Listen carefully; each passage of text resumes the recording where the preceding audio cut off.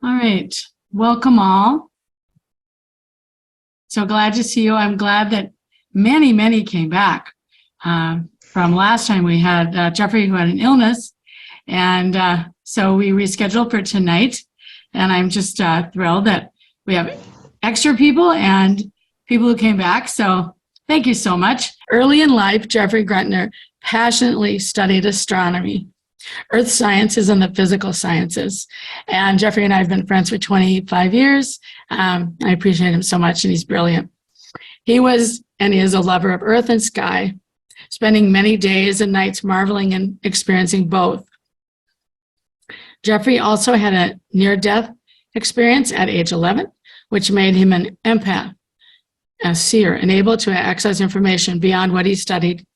Later, he was informed that this experience is a classic initiation of a shaman and that his coma dream is considered a vision and was possibly prophetic.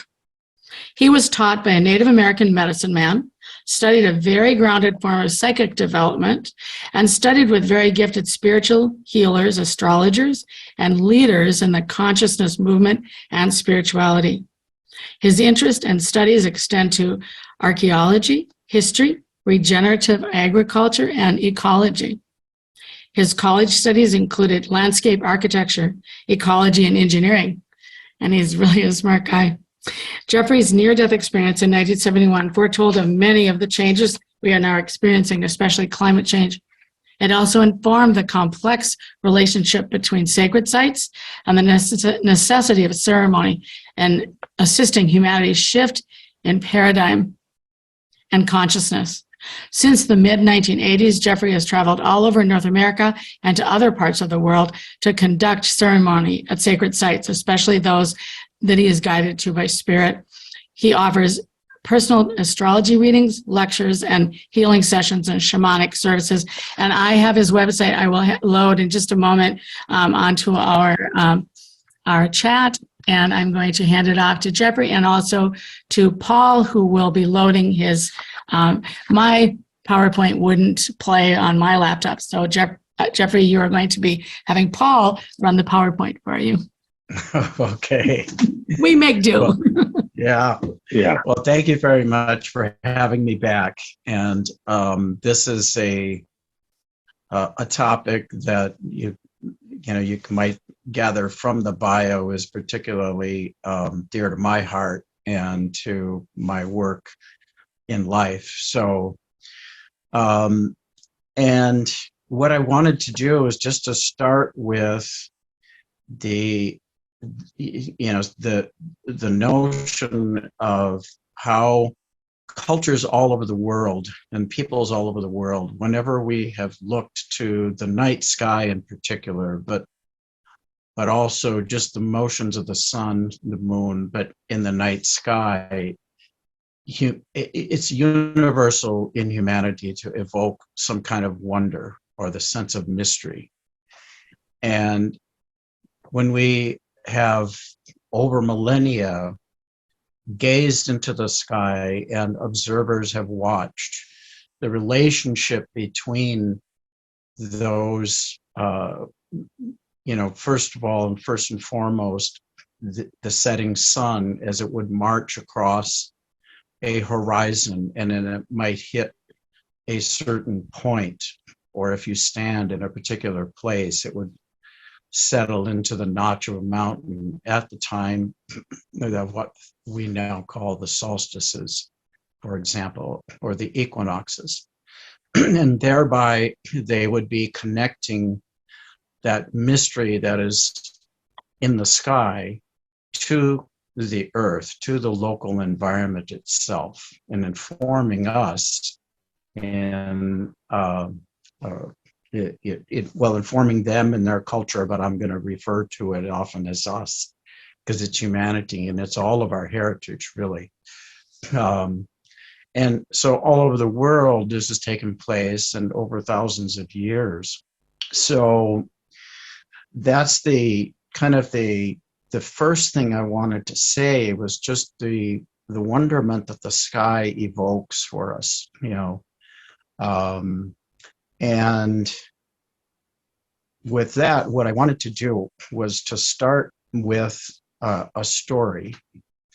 And what you're seeing, by the way, some of these, most of the images were simply prepared with my cell phone, not my better camera. And there's going to be some things that I would have some diagrams and images, such as just where I'm just going to have to describe it. But here's a photo that I took on the evening in December.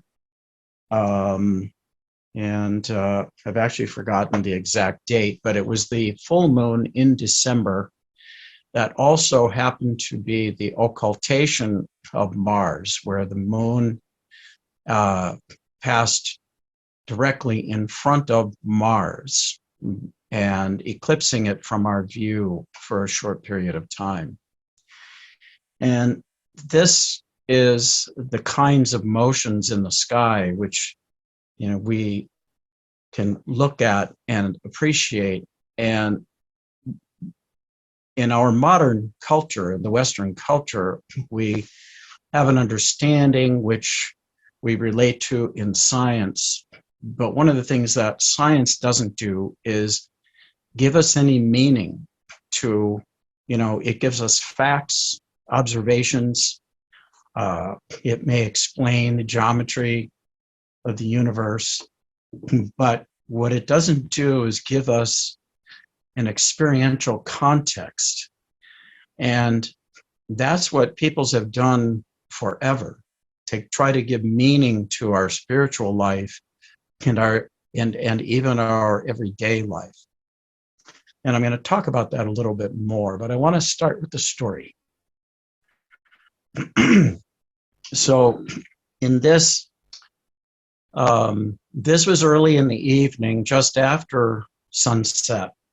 So it was still a few hours away from the moon passing in front of Mars. And this was a fairly unique occurrence because the moon became exactly full at just after, or almost just after it passed in front of Mars. And at virtually the same time, within an hour or two, what we would call the opposition of Mars. Mars was opposite the sun from our earthly perspective. So all of those things occurred in a narrow window of time.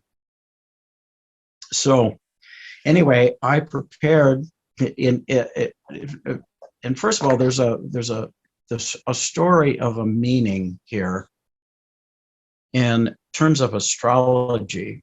From a Western astrological point of view, these were in the moon and Mars are in the signs of Gemini, the sun at that time being in Sagittarius, of course, because they're opposite signs.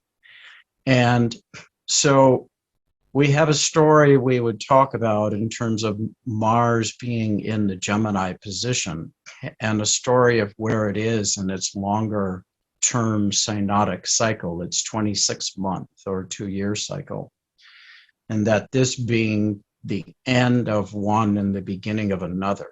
And so symbolically, it's really powerful that the moon would happen at this time to pass directly in front of it at the very end of its previous cycle and the beginning of its next, which is a fuller appreciation of Mars energy in the sign expression of Gemini. So a shift from an Aries Mars to a Gemini Mars, and Mars energy in general relates to our identity, our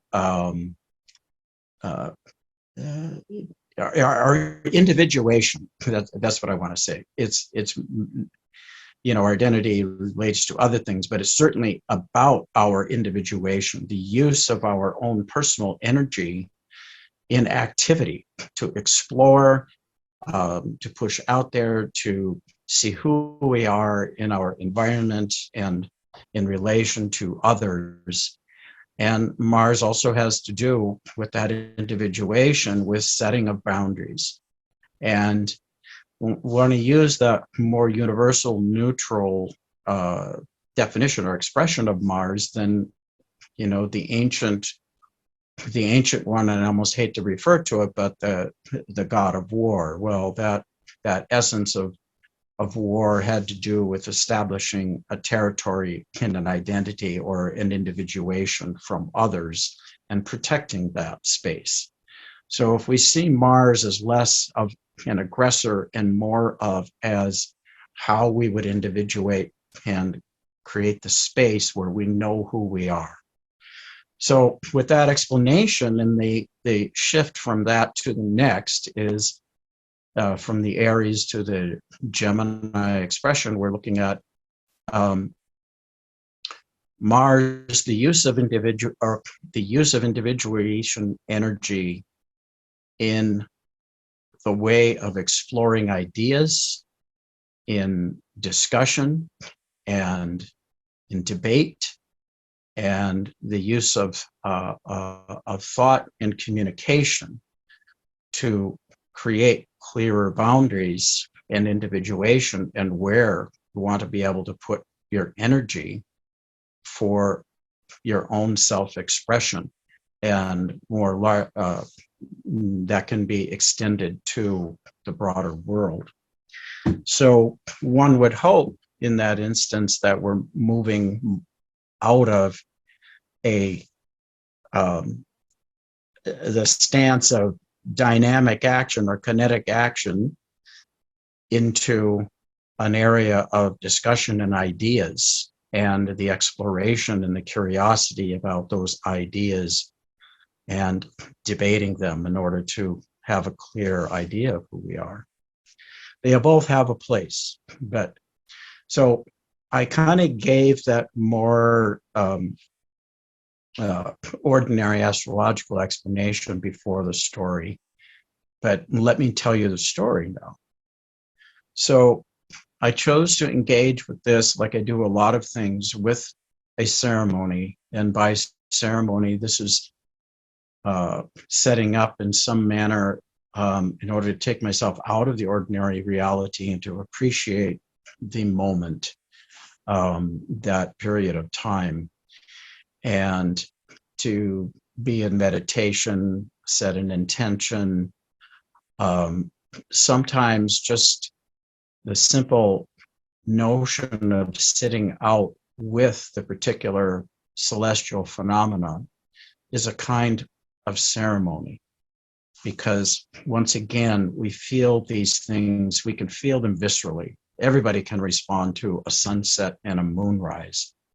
And when we observe something like this with the intention to an openness about what might it mean, even if we don't have a conscious sense of what it is, there's something about the phenomena happening across these great distances of space and being able to be observed and brought into our consciousness.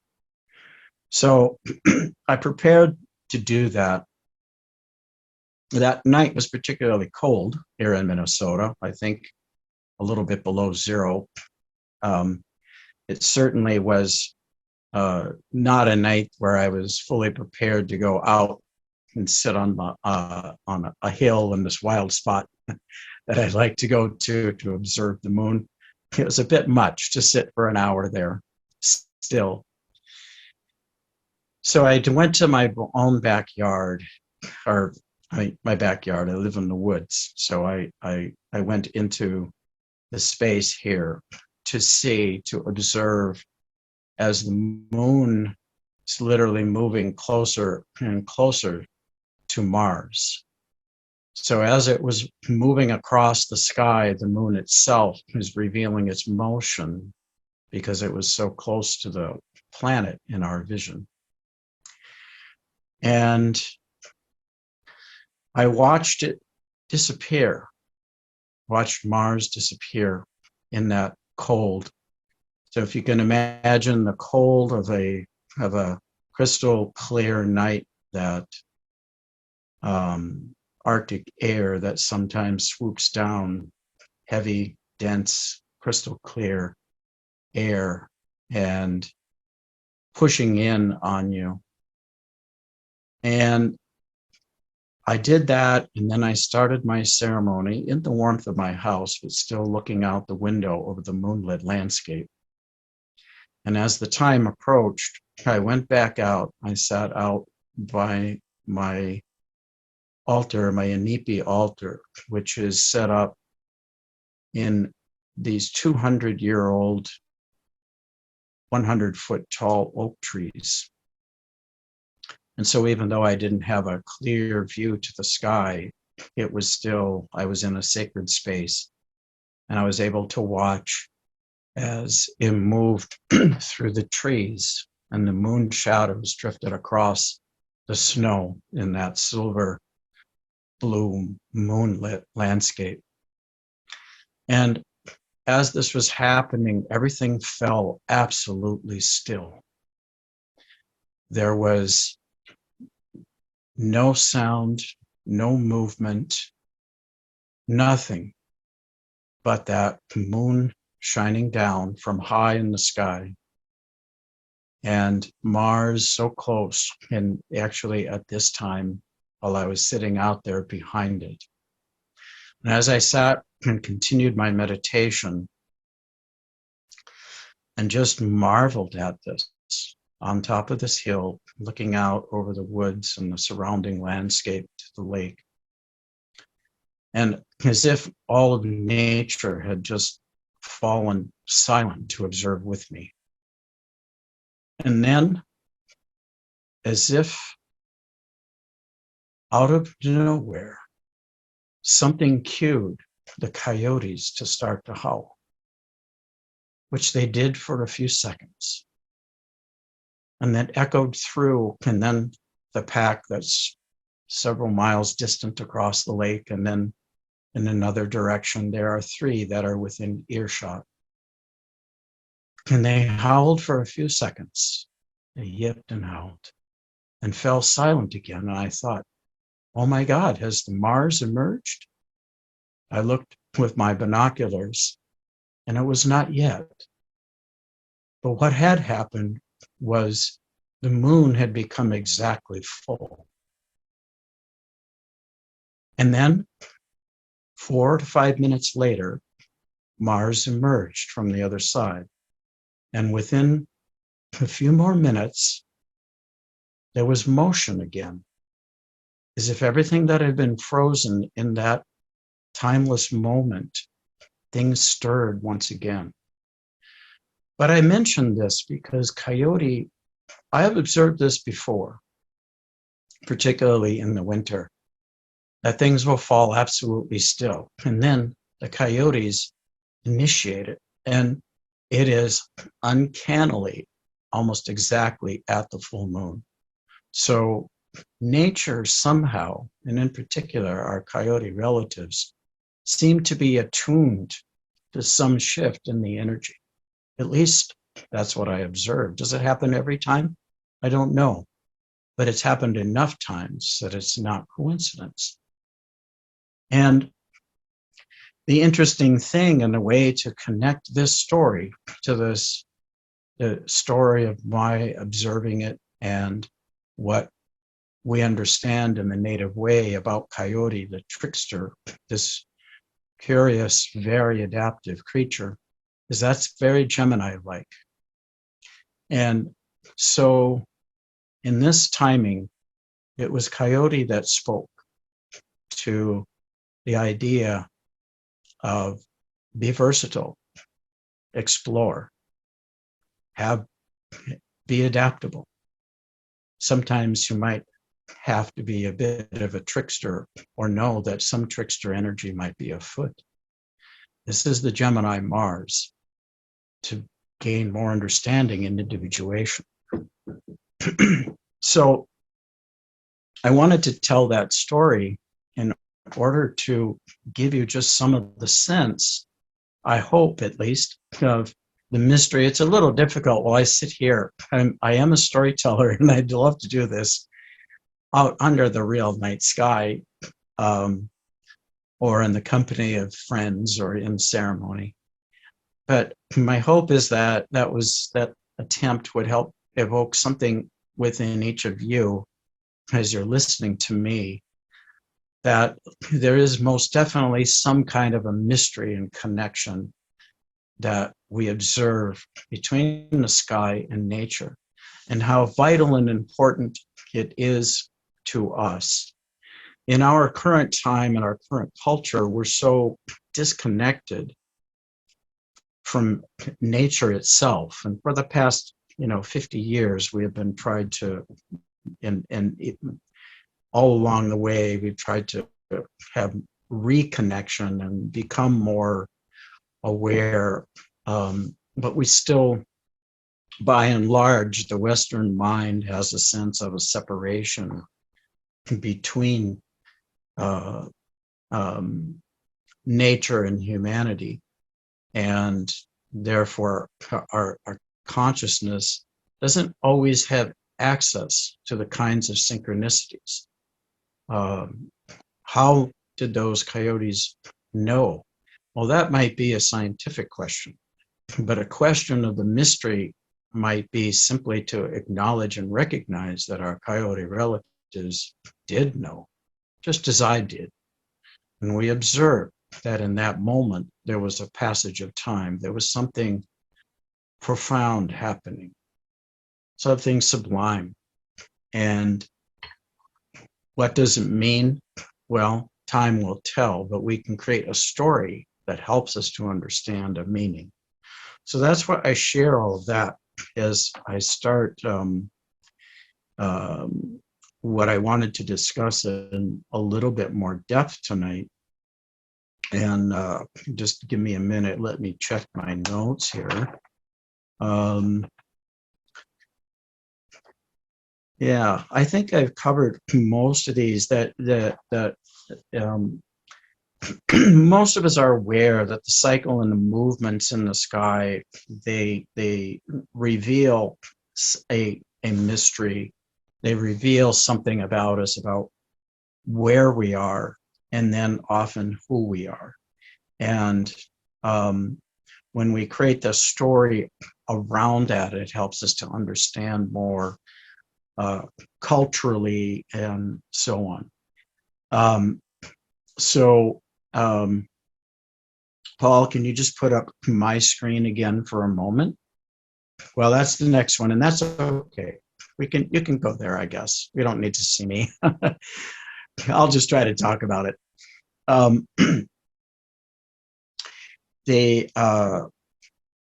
Actually, yes, keep that one up. So when mapping the movements of the sky onto the earth, it provides that experiential understanding of these mysteries, and that some of these things I've read, and possibly others have read things where it goes, well, the ancient peoples must have been startled by that, or frightened by that, by an eclipse, or this or that or the other. And I think that doesn't do justice to the level of sophistication that human beings have had.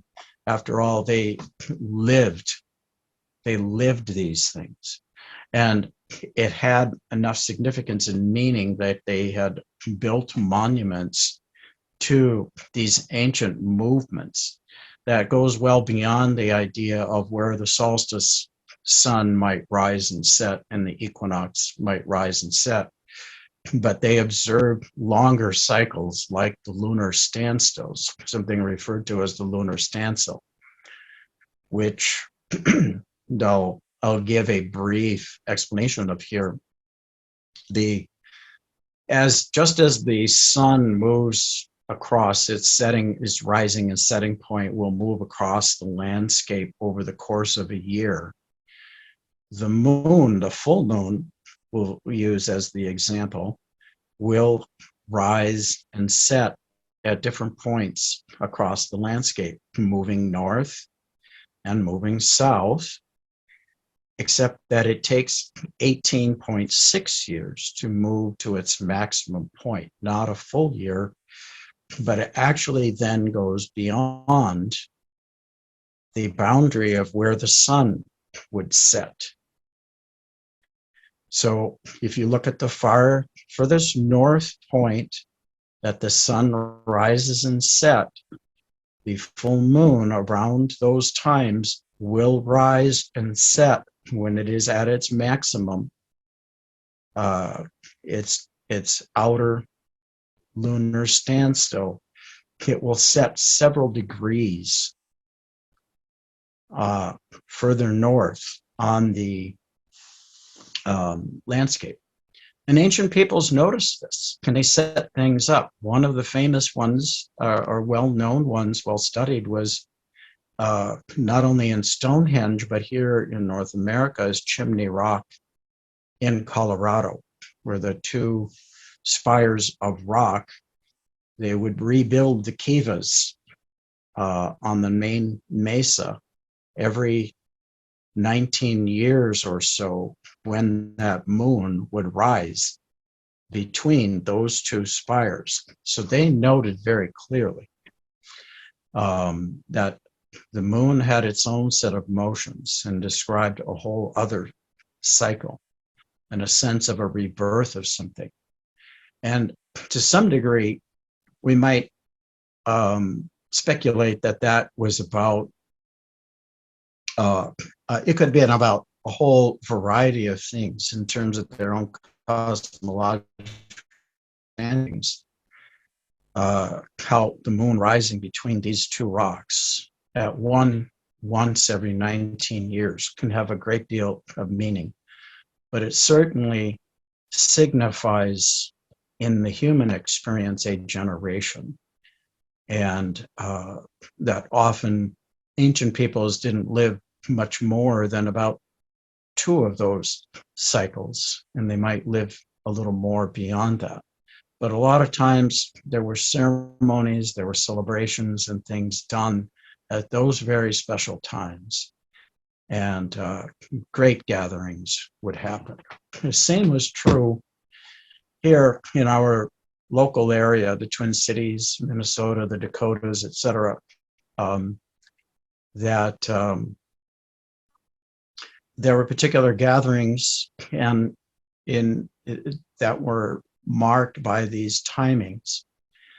And the one that I want to go into detail, the slide that is up is called, is an image of a book that was published by the Sinte Gleska College on the Rosebud Reservation.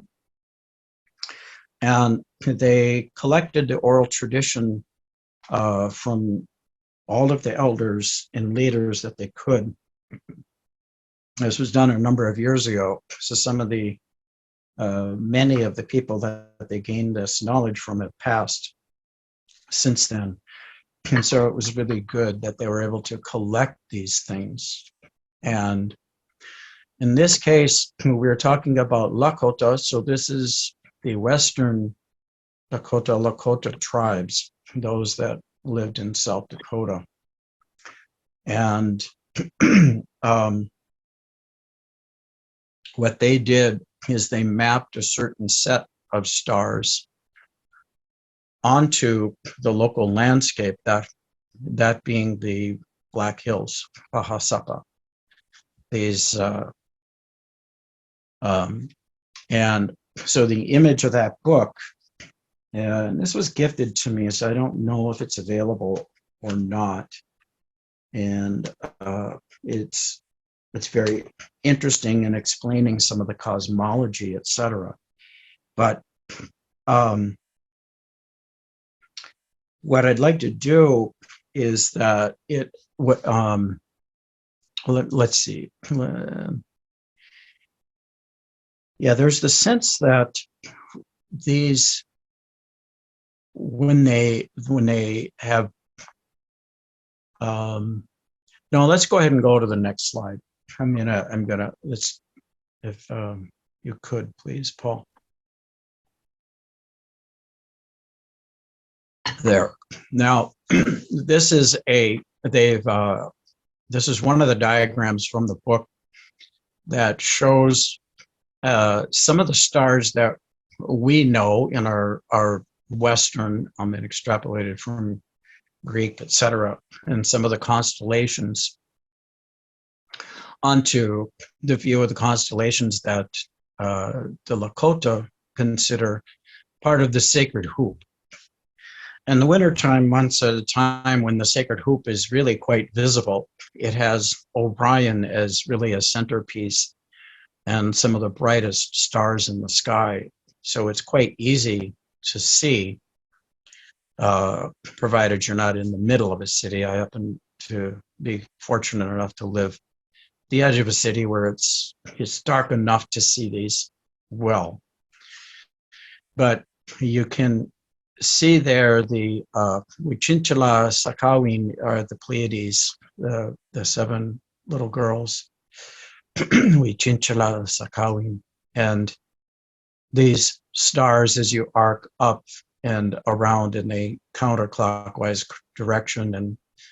And you can see the bright star Capella is part of our constellation of the Charioteer, and then Castor and Pollux. And that is a very interesting story because it parallels pretty directly the story we have in our Western mythology.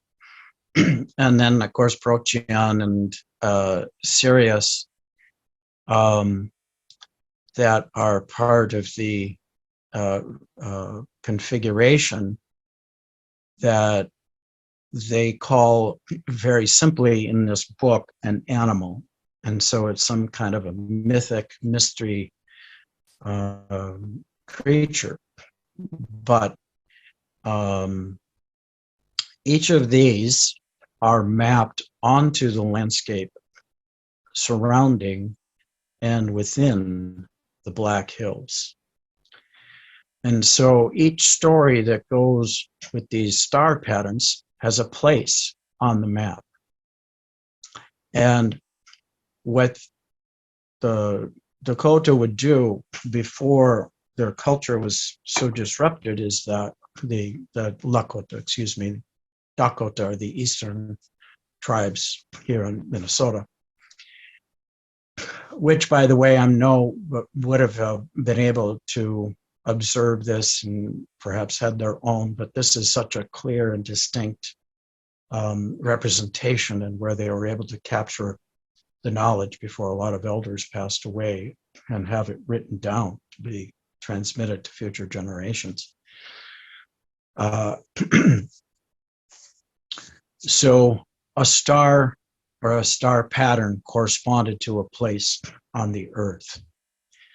And as I was trying to evoke earlier, the story didn't quite do it, but when we can really connect those things, there's something that happens to each of us at a sublime level when we take the mystery that is drifting above us in the sky every night, and as it shifts across and over the seasons, we watch the sun and the moon and the planets drift across these areas, and we see that they are directly connected to Earth. It informs us that we are part of the mystery and that we can experience it very directly. Next slide, please. So unfortunately, these images, as I said, these were just cell phone pictures, so they're not going to be the most wonderful in the world, but hopefully if it shows up well enough on your screen, this is a picture of Orion, which is on the left-hand side there. Orion is a very obvious and visible constellation to most people. And if you look to the right, you will also see that there is the Pleiades. further to the right. And this is on a little bit on a tilt from the way we normally see it, or it might be how it appears when we are looking at these constellations as they're setting. But this marks the center, Orion being at the center of this sacred hoop, which is, by the way, it's like a giant medicine wheel in the sky. I'll come back to that in a minute. And the Pleiades on the right, which would be the western door of that medicine wheel, if you will. And I can only, with my better camera and a super wide lens, I can kind of capture the entirety of this. But with the equipment I had, I can only capture bits and pieces of it. So this is just to give you an example of what it looks like in the sky. And if you have an opportunity, these are still quite visible if you can be in a somewhat dark area to go out and observe the sacred hoop and the sensibility that this is like a medicine wheel, because the ecliptic that follows across from west to east, the ecliptic being the pathway that the sun follows, and the moon and the planets follow close by that pathway. The sun, the apparent movement of the sun across the ecliptic, it's actually the inverse image of the Earth's movement. If you understand what I'm saying, obviously that's, the apparent movement of the sun has to do with our seasons, our revolution of the Earth around the sun. But it's tracking across the sky, and when the moon grows, in fact, it's it's actually, you got the Pleiades there on the right, and the brightest one in the middle, there are two fairly bright star objects there between those two things. And the one that is slightly lower in the image is Aldebaran. That is the eye of the bull. But the one a little above that and to the right that's fairly bright is actually Mars. So we've got Mars following along the ecliptic there, already moving in across this medicine wheel. So the ecliptic describes the east-west of the medicine wheel, and the Milky Way, which is not visible in this image, but the Milky Way moves north and south across it. So if you're in really dark skies, this is a region of the Milky Way that is not very dense. This is more towards the outer edge of the Milky Way. So it's one of the arms. So you have to have a very dark, clear skies to see it. But they, yes, that is the Seven Sisters. Yeah, okay. I don't know if I got a better image of that I included in the slide. Let's go ahead and go to the next slide. So this one is kind of circling around to the top. So these, I think, I might have included there is, I think you can see the Pleiades is that little bundle, kind of lower, a little right of center, and above that are the stars of the brightest one at the top to the left is Capella. Okay, go to the next slide. And now you can see we still have Mars in all of those images. I don't know if you're able to pick it out. It's slightly reddish hue. And you can't see the Pleiades in this, but you can see Capella and its companion star at the top center, and then off to the left at the lower edge of the image is Gemini. All right, give us the next slide, please. And now you can see that this is the lower half of Orion that shows Sirius in the lower left corner.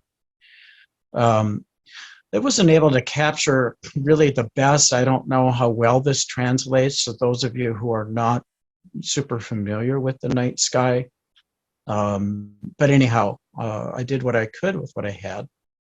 And that shows you the lower edge of this sacred hoop, which then goes back up to Rigel there, that the leg, the brighter star of the leg of Orion, and that arcs up past Aldebaran to the Pleiades again. All right, so go to the next slide, please. Oh, I just threw this one in. Sorry, little digression here. This was last week at the time of the new moon, and I was a little later, so I didn't catch the beauty of the twilight, but that is Venus just about to dip behind that tree, and above it is Jupiter.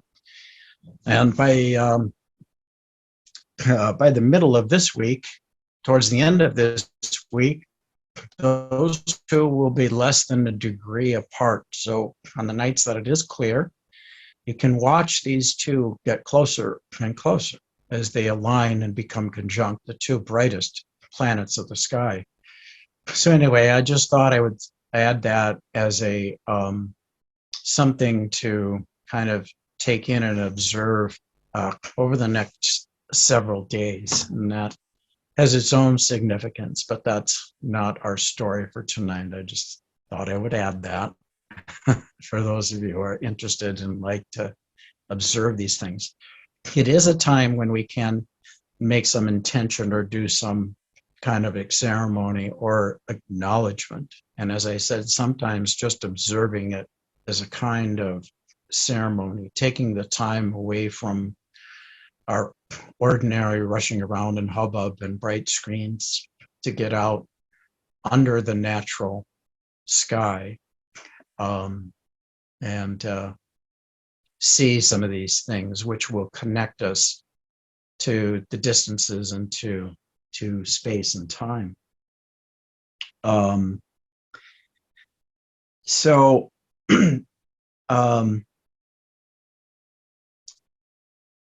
go to the next slide, please.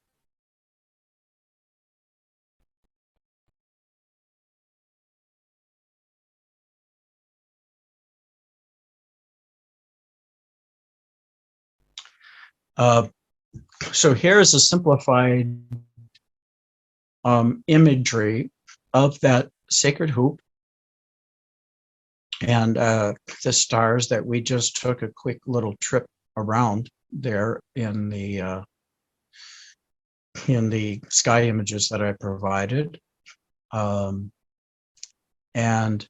it shows what looks like a bird, or it's described as an animal. It's given a very special name, and that might be something that is considered sacred. And I think I'm going to just move to the next slide. I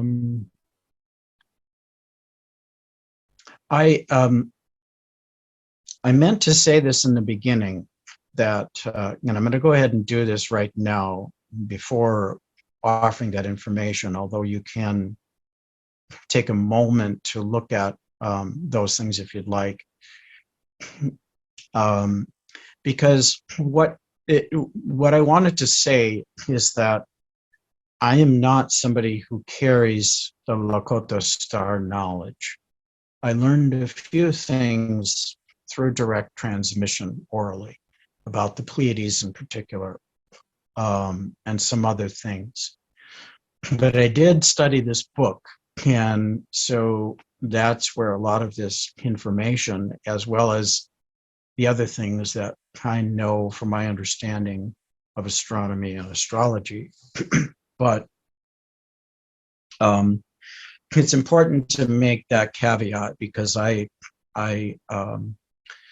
while adopted into a Dakota, I am by no means someone who can speak with any authority for Lakota people or for this sacred knowledge, but I'm here more to really speak to the idea that this is one way, this is one people's way, that they understood their own scriptures, if you will, their own place in cosmology, in their understanding and their engagement with the mysteries. And that that's my purpose here today. Some of you might have noticed, maybe not, but I had some sacred smoke burning here earlier, some sage and so on, as a way to honor the fact that I'm speaking to this. I meant to say that in the very beginning, but just so you're aware that that's the kind of respect I give it as one who walks with a Chanupa, being adopted into their spiritual ways. That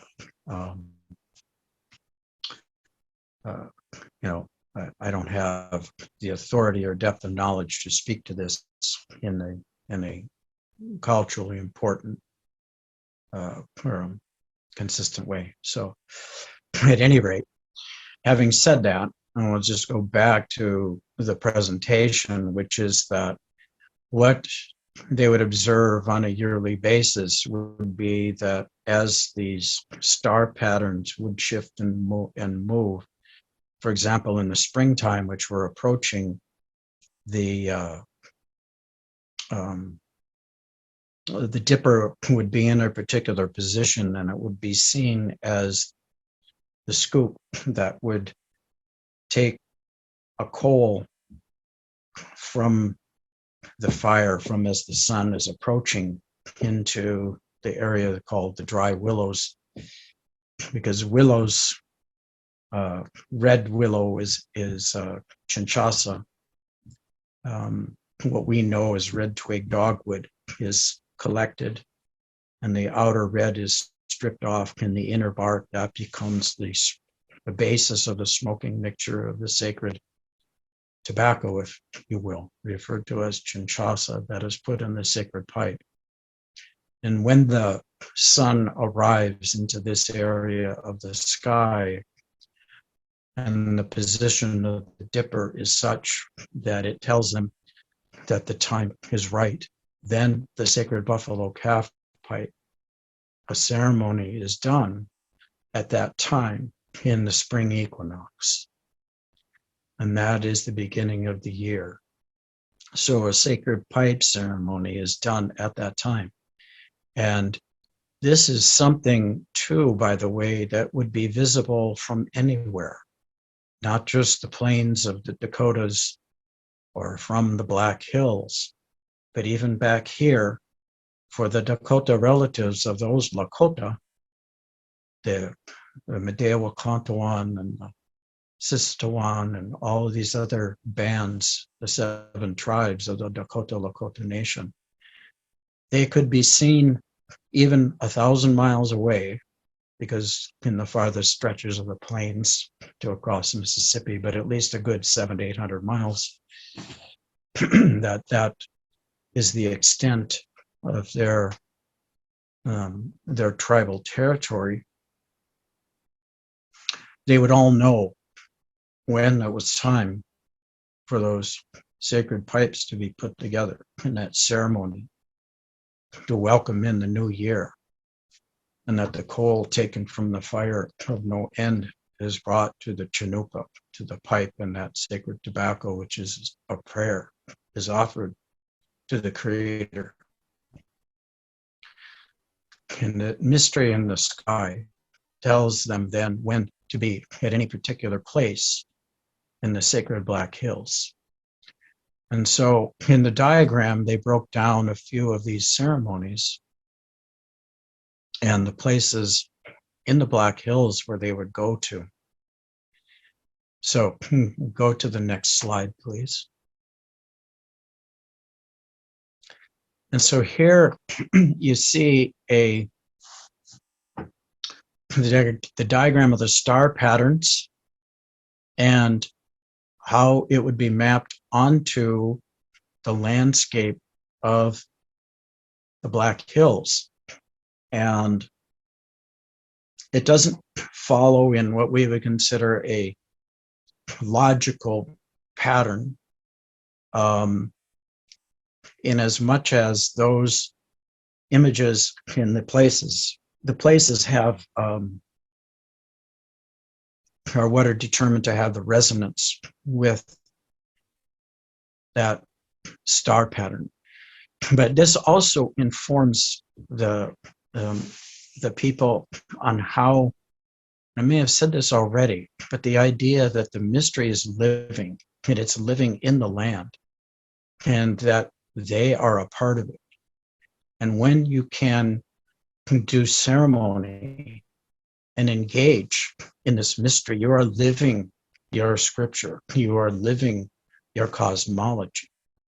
It also connects you, it connects the human being to all of our relatives, to the bald mountain that is in the center, to the Mato Tepilak, which we in English have known as Devil's Tower, is Mato Tepila Pahak, the hill of the Bear Lodge. And that is the time of year when the sun is in Mato Tepila. It is in the sky. It is the time to do Sundance at the solstice. And so we now have a town named Sundance out there because that was when it was traditionally done. These days, Sundances are done all over the plains, the northern plains.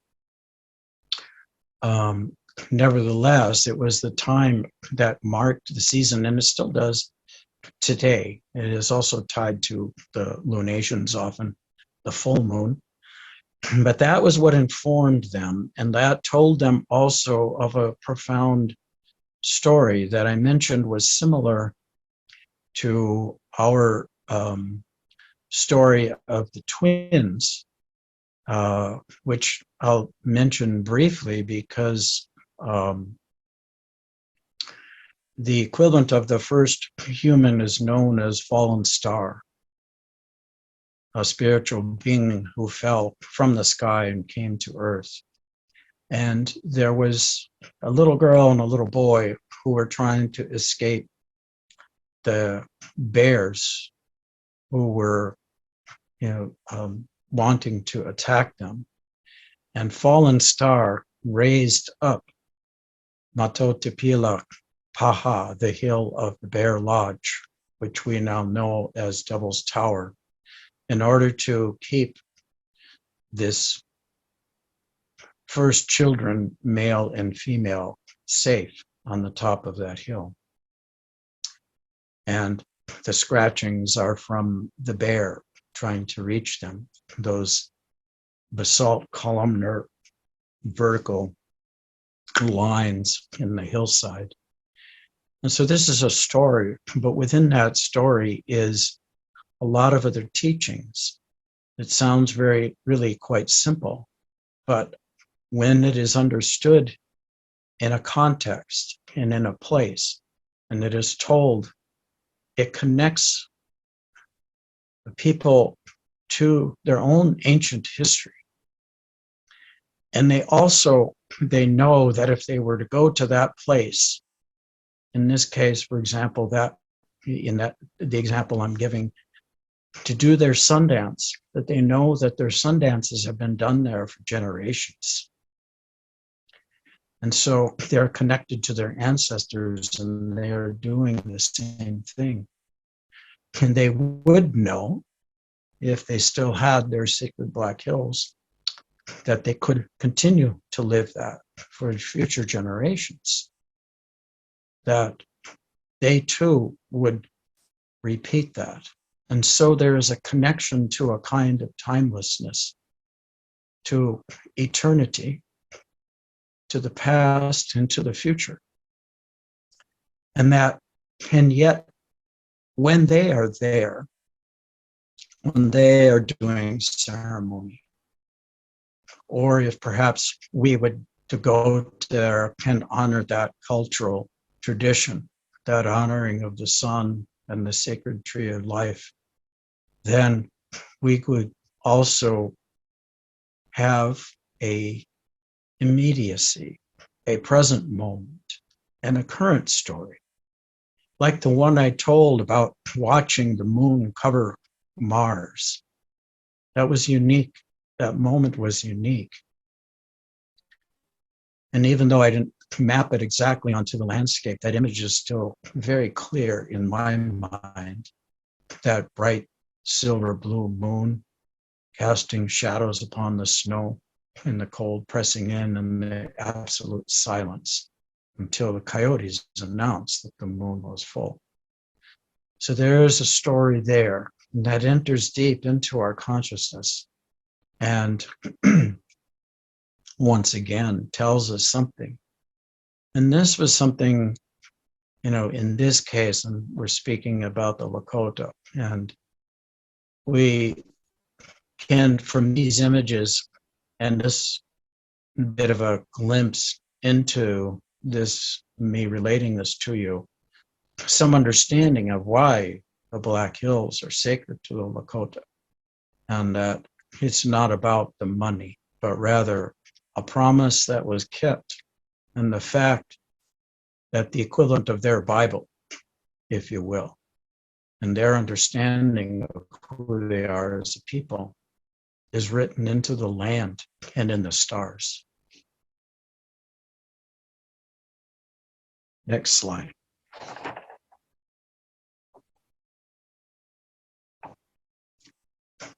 Now, this paragraph, basically it says kind of what I just said, and I want you to skip down to the third paragraph, actually, and we'll just, and this is towards the end of one of the chapters, and this is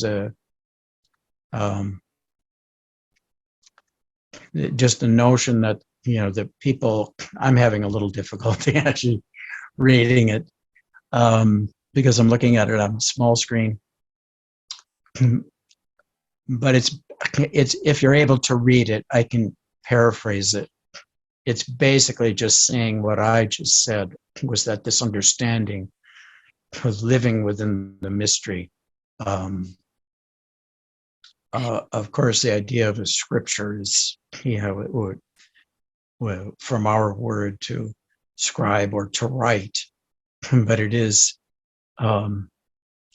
as part of the natural world, and basically informs and gives meaning to our spiritual existence and this connection through generations and through time, as I explained. Do you want me to read? Jeffrey, do you want me to read it? I can see it clearly. Okay, so I'm going to start with the constellations were the visible scriptures of the people at night, and the related landforms mirrored those stellar scriptures during this day. The stars were understood to be the holy breath of the Great Spirit. That makes me emotional. Okay. I don't know how to say this properly. The Waniya of... Wonia. Okay, you say that part. The Wonia. Of the walk. Oh, Wonia is sacred breath. So that sacred breath of the Great Spirit. Wakantanka. Wakantanka. Okay. Wakantanka. Yeah. Okay. Sacred breath Thank of you. the Creator. Yes. The constellations express the basic symbols of the people, which in turn evoked their sacred stories and beliefs. Both night and day, the Lakota lived between stories and symbols written in the sky and mirrored on the earth, which through the meditation of fallen star taught them how to establish an authentic relation to the spirit world. Hope. Now you can go ahead and read the top part, Hope. I can almost read it. Okay. Yeah, go ahead and read those. The whole thing, the beginning of. Yeah, Okay. yeah. You don't need to repeat the paragraph you just read, but Sure. just read the top Okay. part to us. Absolutely. All right. It is with this theological meaning intended that Devil's Tower, Matea, Mato tipila paha. there you go, was properly included by him inside the sacred circle, which is also the track of the big race. Although geographically it is 60 miles northwest of the Black Hills. It should be noted that the constellation correlated with Devil's Tower is also located within the circle of stars. The last constellation we shall discuss in this chapter uses 8 stars in Gemini. It is called the Bear's Lodge. Again, Mateo. Mato tipila. Okay. The corresponding Earth site is Devil's Tower. In Lakota, it is called the Hill of the Bear's Lodge. Mateo. Mato tipila paha. Okay. This is the hill which Fallen Star created to protect the children threatened by bears. In ancient times, the sun entered the Bear's Lodge at midsummer. Yeah. So again, that's just sort of repeating some of what I said earlier, but it gives you a little bit of the flavor of how these things relate. And while this is specific to the Lakota, there are myriad of stories of the cultures across the earth that have done this very thing. As I mentioned in the beginning, just briefly, there's a lot of this in the Southwest, where there were more landscapes and even monuments built, and but that wasn't the only place. For example, there's the ancient city of Cahokia, which is across the river from St. Louis, was the largest city in North America.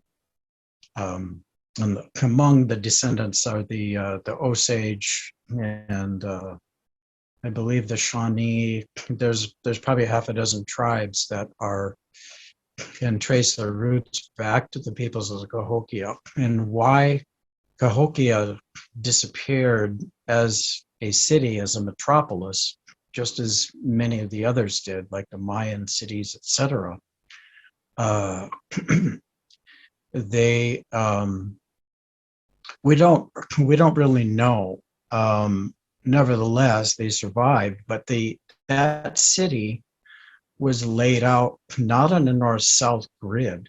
That's what they initially thought and was sort of the initial thing. And they had these giant mounds, these like pyramids, and they did have relations to the sun. They had a wood henge, which marked the solstices and equinoxes, etc. But the city itself was marked out on the grid that related to the lunar standstills. That far north point, or that point, north of the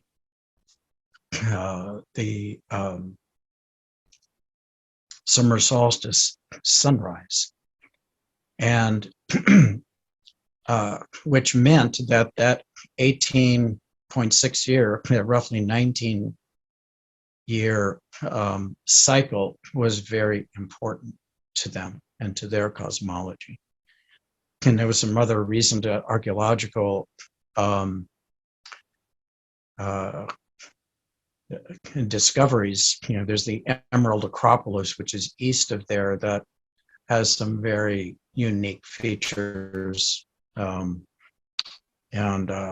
a lot of just really fascinating things about that particular culture and their relation of the sky to earth, and how that relates to us and our consciousness.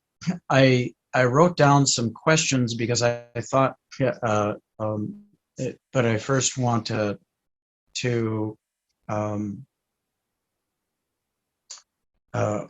bring up some points, which are that these were things that were lived. And nowadays in our modern culture, I've already made a few comments on that, but we're not only cut off from nature, we are just increasingly cut off almost completely from the night sky. And, even where I live here on the northeast edge of the metro, the Twin Cities metro, is you can see the stars. When I first moved out here, you could still, on a very dark night, see the Milky Way.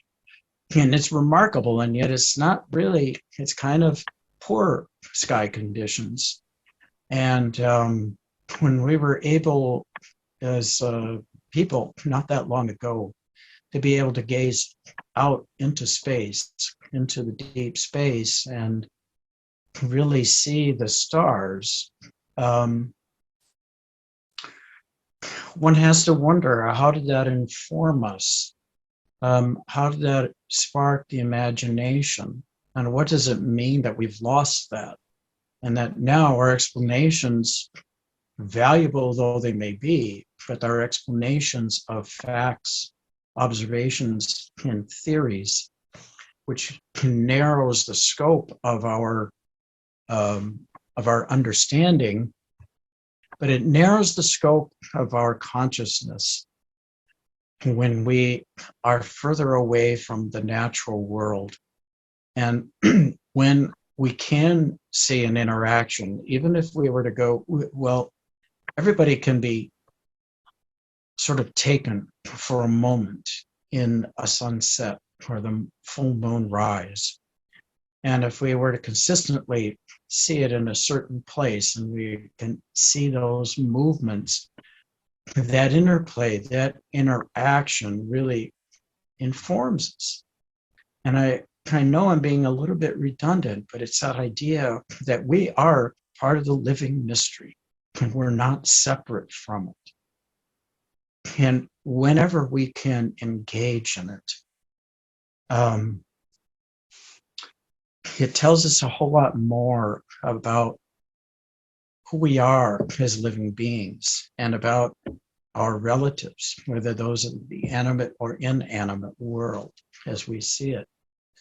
And I think science can enhance that, but it can't replace that notion of giving us a spiritual understanding or a spiritual meaning to life, nor can it necessarily by itself. I think some people might be able to do this, but it can't necessarily by itself evoke the imagination, because so much of our mind, of our understanding of ourselves, are rooted in stories. And when we can see the stories playing out around us in the natural world, again, knowing that we're one with it and in informing ourselves with it. And, it's exciting when more and more some of these phenomena are being announced in general. I mean, an eclipse or, the movement of the moon across Mars, and people do go out and connect with it. It's spectacular. But I think it signifies also a longing. Even those of us who are not perhaps involved in astrology or mythology or connecting it, there's a longing for, wow, I mean, what does it mean that across 1 billion miles or across the 250,000 miles of the moon, and then I'm going to get the distance wrong, so I don't think it's quite 1 billion, so about 700 million, I'm going to guess, I don't remember, that it is to Mars. It's probably 35, it's probably much closer when in that opposition. So don't quote me on that specific statistic because I don't remember it. But nevertheless, there's this vast distance, and as we're watching it, what are we feeling within our body? Because we are all a part of that. And so some of the questions one might ask themselves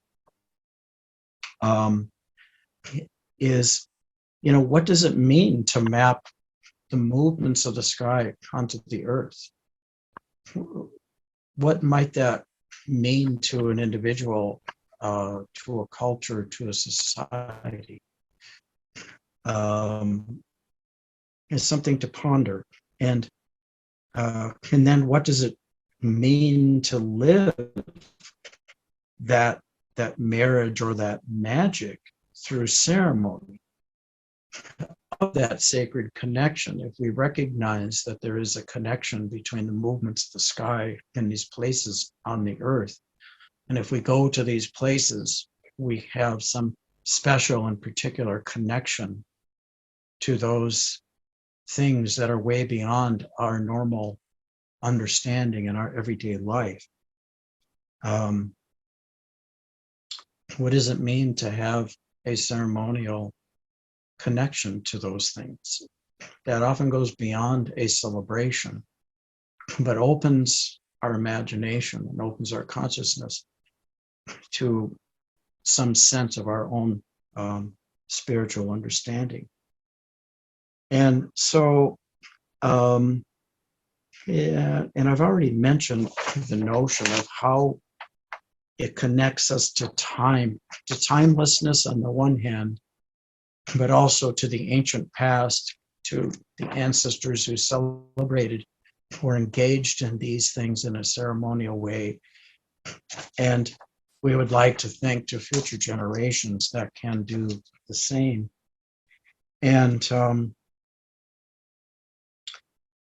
I also mentioned the notion that observations can connect people across distances. In these days, it could connect us not just, say, from eastern Wyoming to western Wisconsin, and from North Dakota down to Iowa and Nebraska, as it would have been with the Lakota, but really all around the world.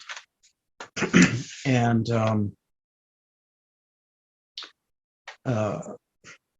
again, when we can do these things, and one of the reasons one can encourage a person to do this is to gain an insight, is when you can connect across time and you can connect across distance, and you're connecting to some vast dynamic movements in the sky, to the cycles of life here on earth.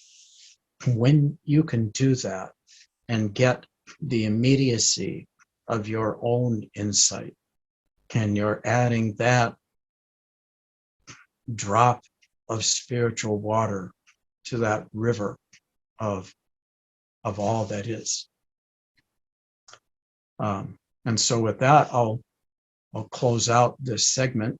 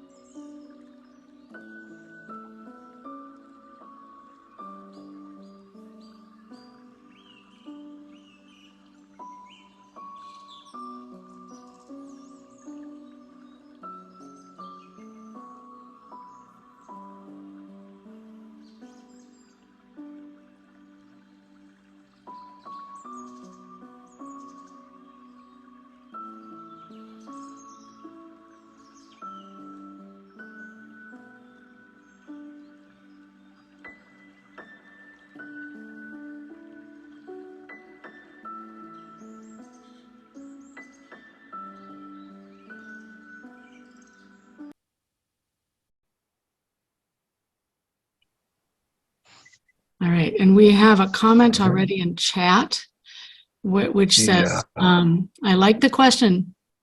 What does it mean to map the cosmos? He says, I didn't write it down as part of life being lived on Earth, paraphrasing it. So, and I have a comment about that too. I was in, as you know, Jeffrey, I was in the sacred sites of the Mayan for the last 2 weeks. And I was speaking with a Mayan who was a guide for us for 2 days. And he said that very thing, that the Mayans live in the ones keeping the traditional way. They live that very thing as well. They live with the cosmos. They live with the sun setting, the sun rising. The tradition is that the god is the sun, and then the day god is the sun, and the night god is the jaguar eating the sun and then releasing the sun up again. And they celebrate the release of the sun in the sunrise, and that this is embodied in their day-to-day processes and also in their sacred observances of the equinox and the solstice. And that's why everything was arranged the way it was in the huge building sites to remind them, but it's also in the small things every day. And so I was reminded what you said. He said almost exactly the same thing. That phrase that you said, it was struck me. And I didn't record a lot of what he said because I didn't want to be rude, so I don't think I recorded that part, but just a regular Mayan who still is observing. I asked him, he still is observing the Mayan rituals even now in their own temples away from the big tourist ones, but they are still practicing, and they still practice this sacred observance in the way that you described it. But so state that again, if you can, state that. Question. I think you have that written down, so you could probably read it again, maybe. I had just jotted down some questions to ponder, which were, what does it,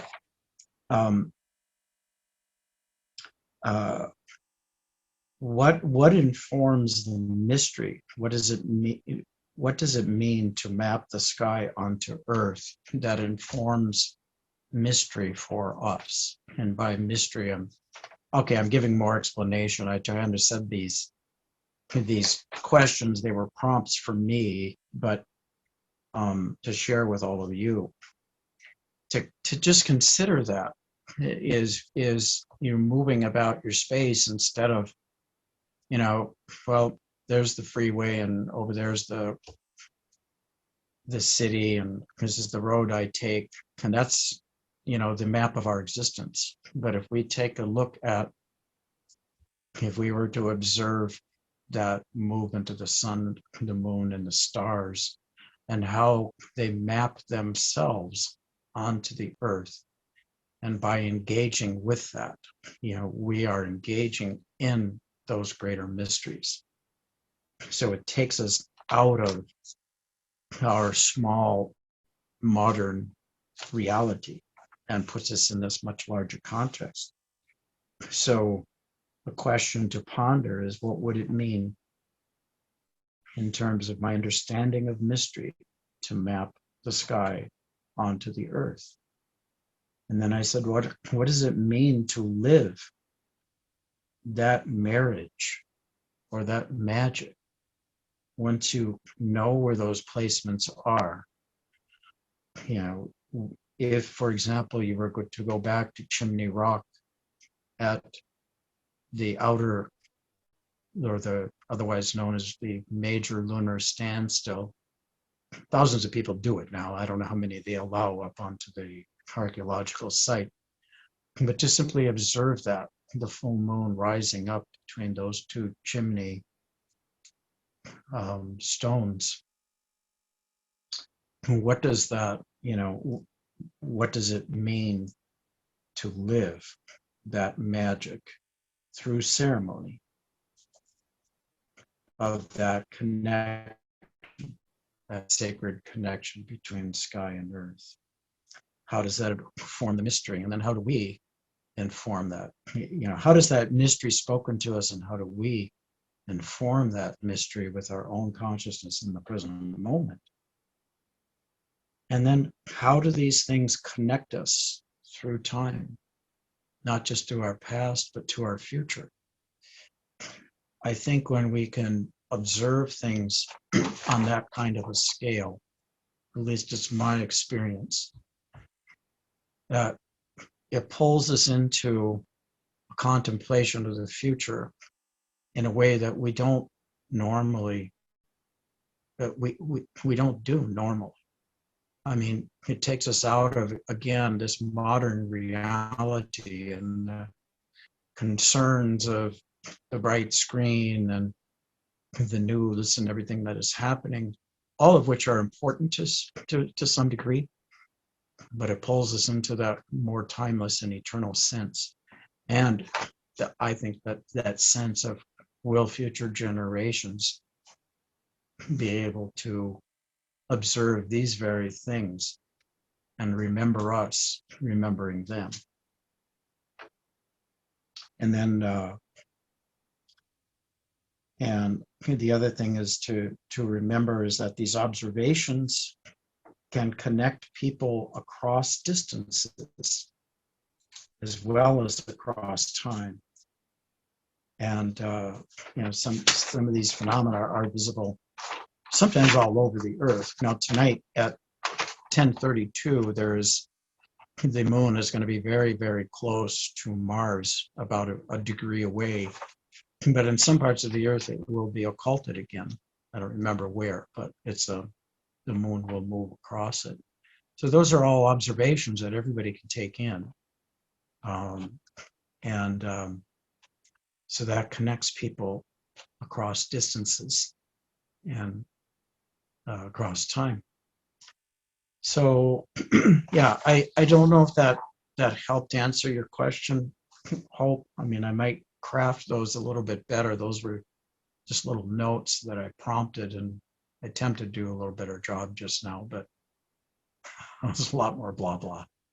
So and also I will have this on our website, and I encourage people to listen again, because and I always send this out to other people too who couldn't come tonight, because what you're saying is very rich, and we can't absorb it all in one hearing. So then we can go back and go, okay, what did he say? I wanted to write that down. And so that's part of why we have it recorded.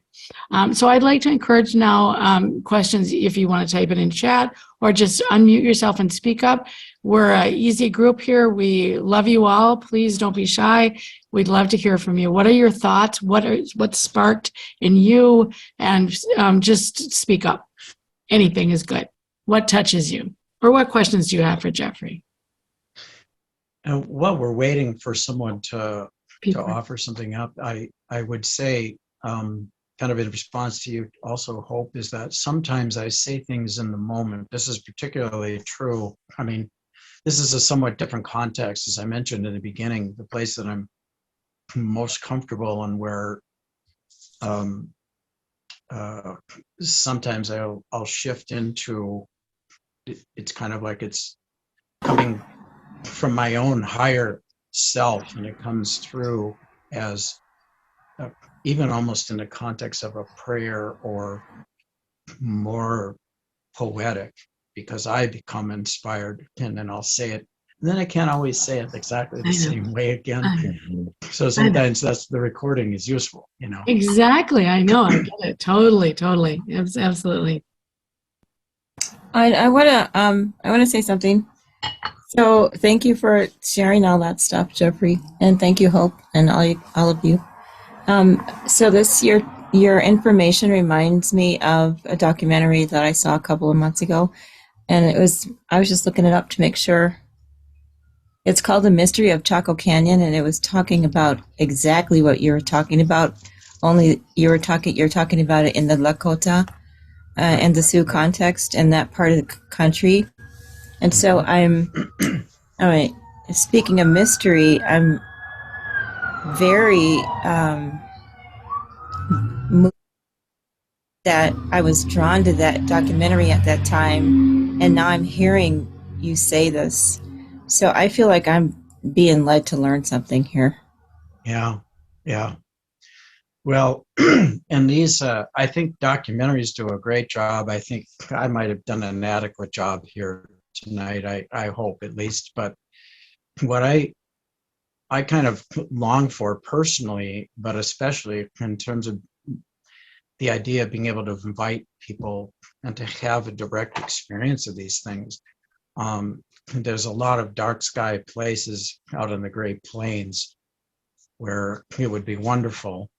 I mean, I would certainly, it would be wonderful to do some of these under the sky teachings and storytellings and sharings, because that's what they're about ultimately. And I would want to have it. I like the one mistake I made is by not commenting in the very beginning that, I'm not qualified to be somebody teaching their culture. Yes, I'm invited to it, and yes, they published this wonderful book. So if I were to do something like that, which I long to do, it would be in a culturally appropriate way, Yeah. and with permission. Yeah. And to enter some of those sacred sites too, there's the notion of you may not be asking permission of a person, although I have done that. I've gone to some of the traditional leaders when I've conducted ceremony at our local sacred sites.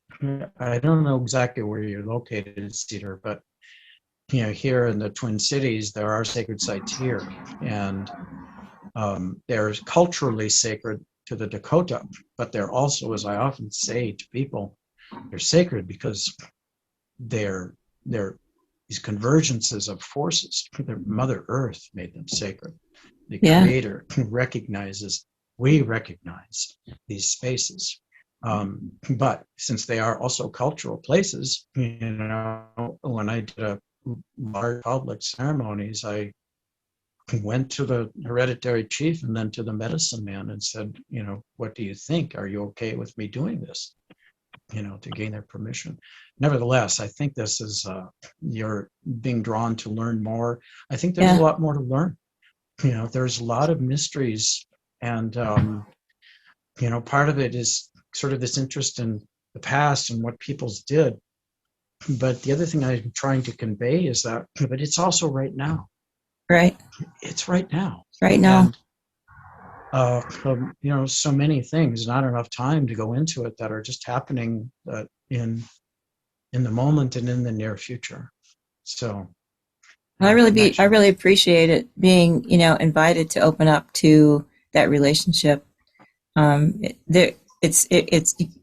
can't replace it with anything, Right. It's what it is. And I live in Colorado right now, but I am a Minnesotan. And okay. Yeah, I grew up in Little Canada, and outside Roseville. And so yeah, it's been over 30 years, I think.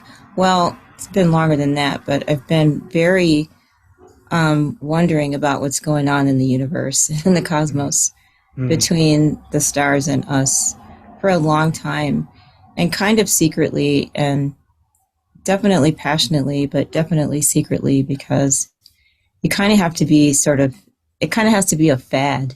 If you're not, I call myself a synthetic blend Indian because I've got so much Native American blood and all of our documents burned up in a fire. But, so I'm somewhere between, like the real thing and the fad, it's like a fad to be. Okay. It's like the metaphysical fair, feathers, dream catchers, beads, fad thing, and but that's not where my heart is. Right. So it's just nice to have a collective where somebody's not coming from a place of fiction. it's, I'd like to respond a little bit to that too, because when I was first invited in, I had to become, and these were traditional people, although the medicine man's vision, these two grandmothers appeared to him in his vision and told him he was to set up a sweat lodge. But that sweat lodge, he was to invite all colors of humanity. Mm. And so there were times there when we would have, and we can say there's more than four colors, but in having it fit the medicine wheel, there's four colors, the red, white, black, yellow. And there were times when we would have, Asian, Native American, white people, and Africans and African Americans. It was really kind of an extraordinary thing. But you had to, there was a certain sense, because everything that has been stolen from Native people, and all of the lies and things that were done, and what they had left of their identity. There's more than this, and they're putting more together again. But was that spirituality? And so it was sort of the last thing, people coming because they're hungry for it, because they've been disconnected, Right. Yep. and then appropriating it. And I initially adopted some of those really strong attitudes too, because we had to get comfortable with being uncomfortable, and you were sort of tested whether you're sincere or not, or if you're just shopping around for the next new Right. age thing Exactly. to do. Yeah. And once you were accepted, then, and they knew that you were there to really learn, then it was a different story. And I've since adjusted a little bit, in the sense that to recognize some of what I just said, which is people are seeking something. And they may not always even understand that they're just appropriating. They're taking something from another culture and using it. And but there needs to be a great deal of understanding about that. I mean, we wouldn't, for example, go buy a gold chalice and then call ourselves a priest. So Right. nor would you, would not be appropriate to go buy a pipe and call yourself a pipe carrier. There's a whole other 8-year process that you have to go through before you can legitimately, well, it's not always 8 years, but never mind. There's a process that's as to how one attains that, but it is on that same level of that becoming a master of divinity in this way. Can you serve the people? It's Yes. not a cool thing you have. So right? So I totally get where you're coming from, and that it's how do we share some of the knowledge that has been retained by Native people that informs the spirituality, the spiritual understanding of all of us human beings, but to do it in a way that uplifts and supports Yes. their identity and helps them. Yep. It's tricky but necessary business, I think, for all of humanity. Absolutely. Yeah. Thanks a million. Yeah, thank you. Mm-hmm. Anybody else have a comment or a question? Well, I just have a comment. I thought it was so interesting. We just happened to watch, I don't know if any of you have seen the NOVA special it's called New Eye on the Universe. And Yes. it's using the James Webb Space Telescope. And so they're saying scientists discover how the first stars and galaxies were formed and try to detect the fingerprints of life in them. So it's beautiful because of what you can see. But it was the scientific approach trying to explain the origins of life. And then, so that was just last night. And then to come in here, you put the humanity, the spirituality to it has just been an incredible experience. Just coincidental, how that happens. But it's just beautiful. Just beautiful. And so I've had the opportunity from the scientific perspective and then the spiritual perspective, which of course I really resonate to. So thank you. Thank you for that. And if any of you want Oh, to you're get welcome. the documentary, I really recommend it. It's interesting. And it'll be interesting to see after hearing the talk, I think. Mm. Yeah. Well, thank you. Thank you for that. I mean, this is, I feel like I sort of cobbled this together from what what I know and do and love. I didn't even, my slides are kind of a little bit to be desired and stuff like that. But if that came across, That if comes the heart through and the loud and spirit come clear. across. Yeah. Thank Trust you. me. Trust me, Yeah. it does. Okay. Yes. Wonderful.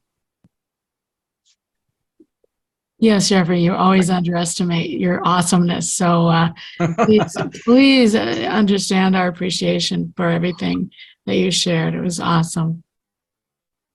Oh, great. Thank you.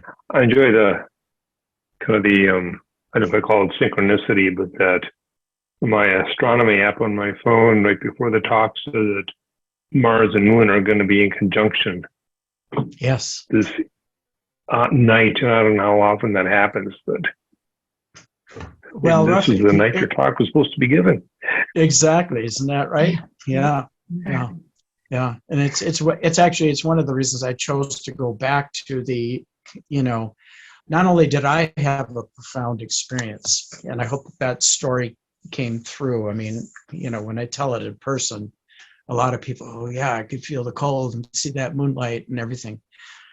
But it's to give it that, I forgot your name, the last lady who was on, but that sense of the humanity inclusion in it. And that, but that I knew that tonight we were going to have another Moon Mars conjunction. Yeah. And it's starting the next phase of a Mars map, our astrological understanding in terms of the Mars cycle is it maps very closely with the hero's journey, with Joseph Campbell's description of the hero's journey. So he's moving into the next phase now of adolescence, moving towards adulthood and his initiations, his labors. So hello.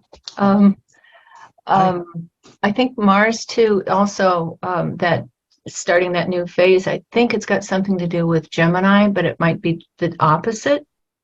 So that's interesting that Gemini was in that star map as well. yes, exactly. Yes. Yeah. And I find it interesting too. What I wanted to say was I just find it interesting that how Orion and the Pleiades are in almost every ancient culture. Right. Yeah. And Sirius, of course. I mean, the Egyptians and the whole flooding, it coincided with that season. Well, and so they're the brightest stars. Yeah. That part is true, but there's also, in terms of some of the direct transmissions, for example, that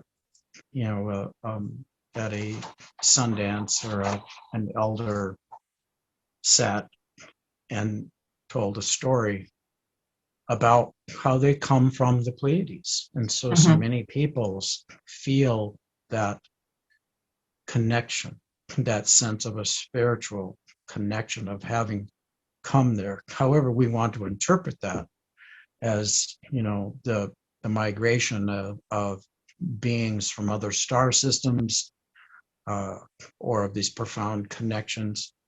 I don't know that I want to venture too deeply into that right now tonight, but it is those particular star patterns, even if they view them slightly differently. Yeah, they're always there, and the Pleiades in particular, because they're dim enough that you won't see them in the city. You actually have to get out to get some decent skies, and then you can see it, or if you have binoculars. Mhm. So we're losing sight of them. But what I'm saying is that they're not super bright and big, but they sure do show up everywhere, from China to the Middle East to North America. They factor into so many people's understanding of their cosmology and their mystery, and often their origins. And as you said, likewise, Sirius. I don't know if you're aware, the Dogon people knew long before there were telescopes that Sirius has a companion star with a 50.5-year cycle.